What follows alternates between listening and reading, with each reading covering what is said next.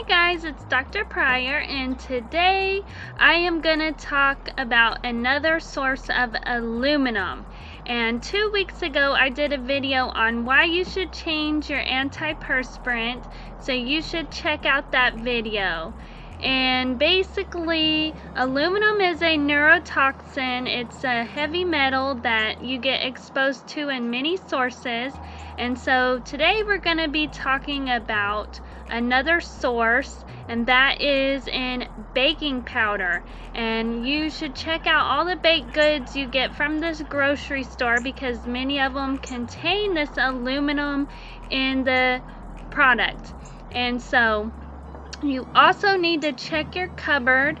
And so this is a baking powder that has aluminum in it, and let me read the ingredients. So cornstarch, sodium bicarbonate, sodium aluminum sulfate, and monocalcium phosphate. So yes, aluminum sulfate.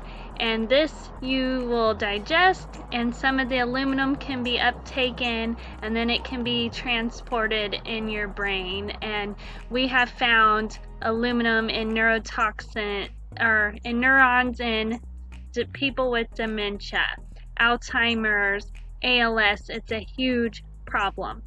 So what do you got to do? You got to throw this out. And there's another brand, and this brand right here, it's called Rumford baking powder. It's a little more at the grocery store, but so worth it not to poison yourself. And what does it have in it? Cornstarch, sodium bicarbonate, and monocalcium phosphate. So no aluminum. Alright guys, that's all this video is about. Please get this aluminum containing baking powder out of your cupboard.